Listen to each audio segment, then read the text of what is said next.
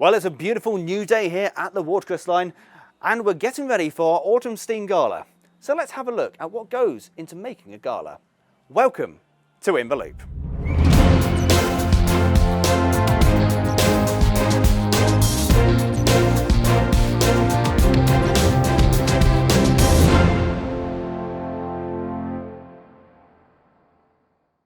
Hello folks and welcome to the Watercress line.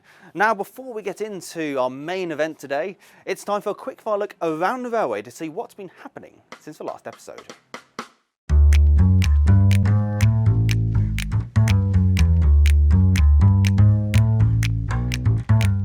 Well, let's start off here in the carriage works. Now last time Gordon was manufacturing the top rails. As you can see, he's finished the load. They're just doing some minor fettling. As you can see, it's quite a complex shape, and these will slot together. The hoops will then go on top. Now there is a minor bit of fettling work.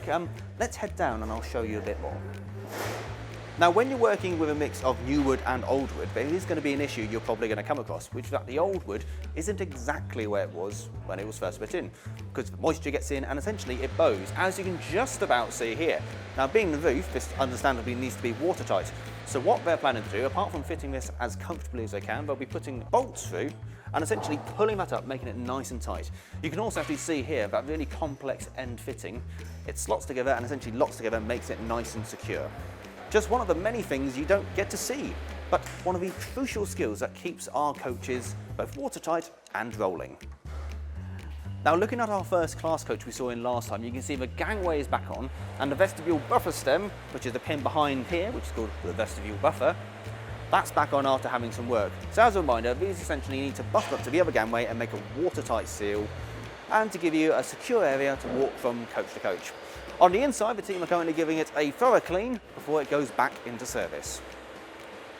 Outside the carriage works, you may have remembered in Alton a while ago, we saw what's called the dance hall brake van. It's essentially a brake van with a giant tent on the top, while the wagon group were starting to strip it down. Well, here it is. It's been brought down to Rockley.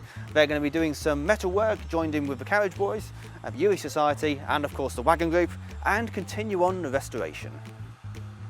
Over here in the boiler shop with a standard Fours boiler, they've been currently doing some riveting on the laps. Now, in the grand scheme of things, the inner firebox, that's where the fire actually is. You then have a water space, which you're boiling to make in the steam, separated by stays, and then you have the outer plate work. Looking at Canadian Pacific's boiler, or the smoke box in this case, last time the door was being test fitted and fettled. The hinges are now in place, riveted and ready to go. Rob's currently working on this, which is essentially a deflector plate. You get a lot of heat coming through for firebox, so you'd rather it not affect and warp the door. So this, once it's done, slots up into place and is fitted there, and that essentially reflects most of the heat rather than it going to the door itself and deforming it. Over here in Rockley MPD, our standard 475079s, last time we came here, the horns were being ground, ready for the axle boxes. That's now done, we're now waiting for the axle boxes to come back, ready to be reassembled. On the tender itself, they've been doing more work on the hand brake mechanism, which you can see just at the top left there, and they're also doing a bit more work with the gubbins underneath.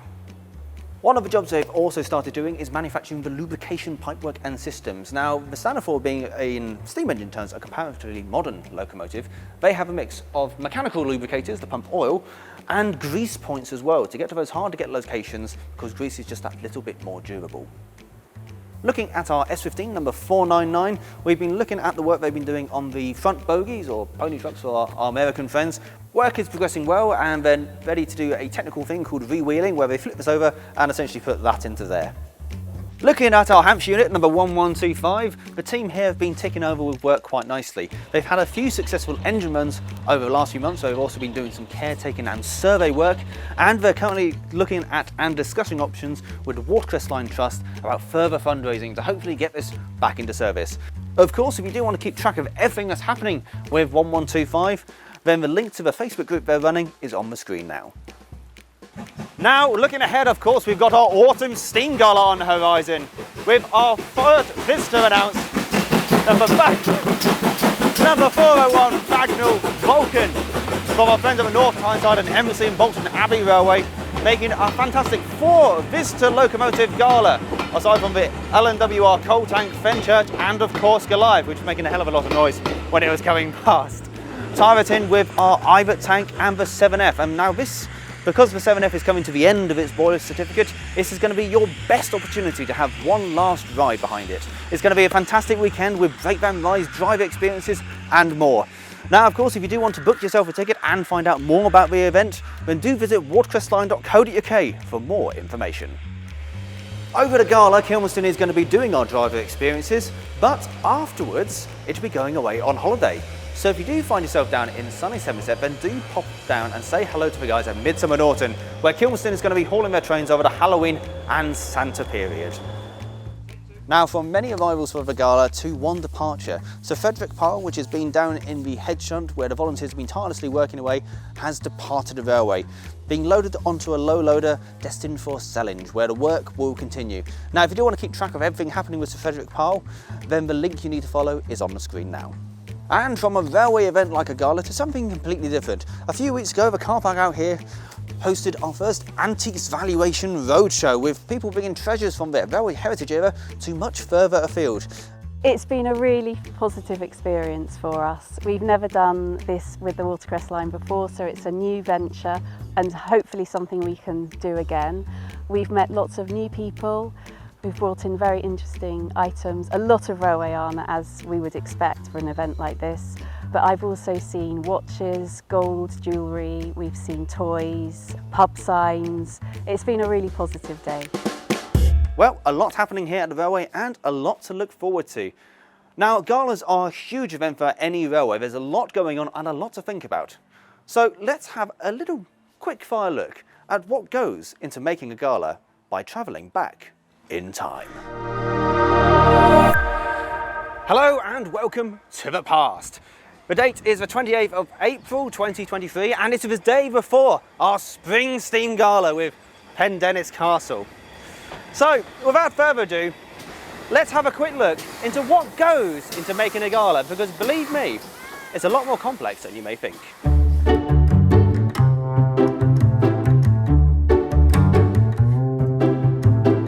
When it comes to organising a gala, it's potentially difficult to think about where to start.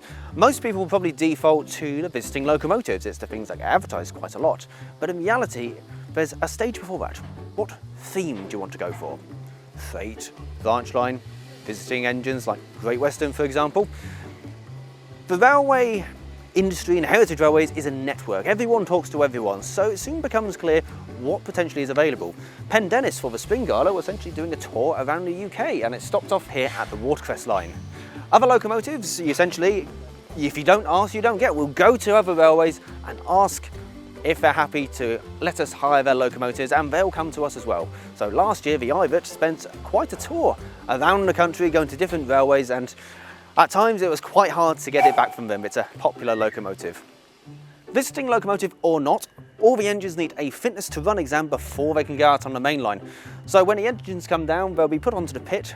Sam will inspect the boiler, Mark and his team will do the motion and series and make sure essentially everything works. You need to find out if anything's broken now, so you actually have a chance to fix it and make sure everything is in tip-top performance for the gala. It's also an ideal opportunity on the prep day for the cleaning gang behind me to do their excellent work, giving all the locomotives a fantastic clean and polish and really making them sparkle.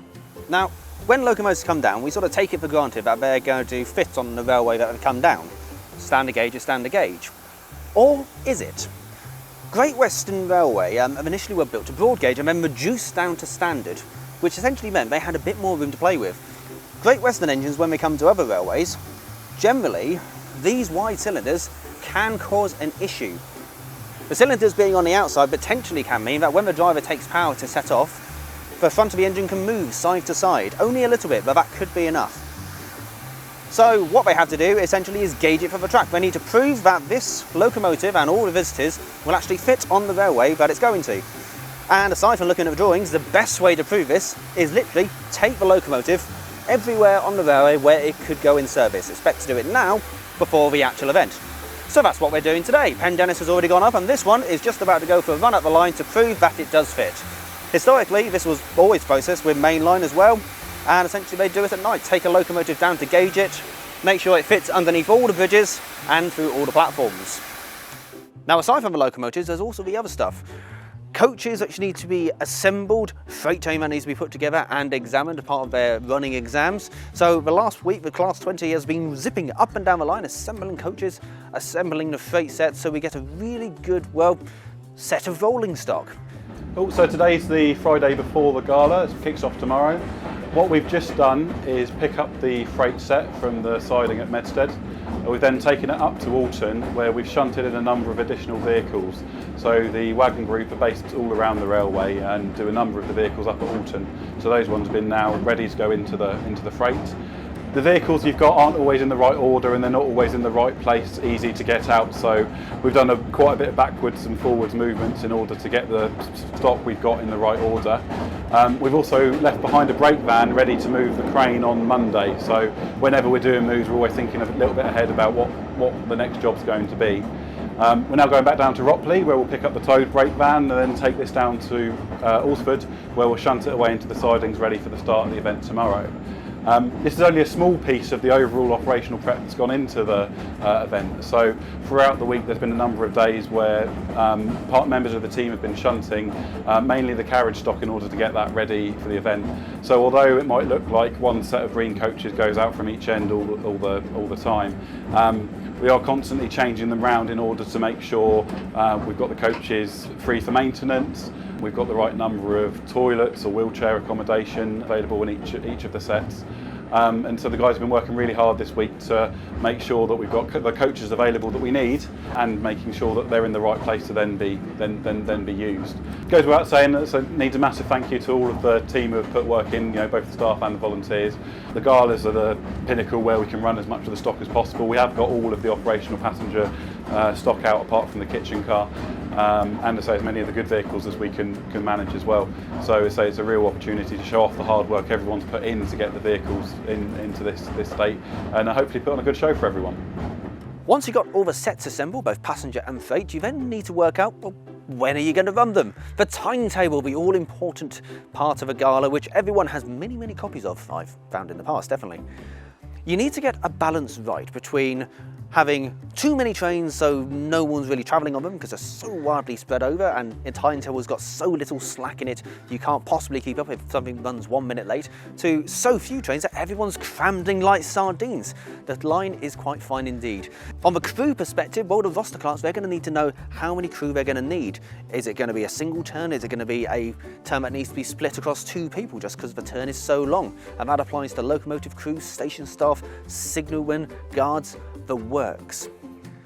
If you come down to a gala, then you're going to see lots of society stalls where they sell their merchandise, fundraise for various locomotives, coaches and projects. And of course they need to be put in place, assembled, and the guys here do a brilliant job. And of course once the event is over, all of that effort put into assembling passenger sets, assembling freight sets, well, the whole thing needs to be done in reverse. Everything is bundled together, chopped around and dispersed around the railway and the passenger sets reformed for our normal running. And a job that certainly tests the skill of our shunting team. So there we are, what goes into making a gala, and that's just a high level scratching the surface overview of everything that goes on. And that's not just for this event, that'll be for every big event at the railway and small as well. There's always so much happening behind the scenes that people just don't really get to see. So when you're watching this on the lead up to the autumn gala, do come down, have a fantastic day out, and say thank you to the wonderful staff and volunteers here who do their utmost to give you a really splendid day. That's it from us this time. Thank you so much for watching. Don't forget to hit that like and subscribe button, and we'll see you next time.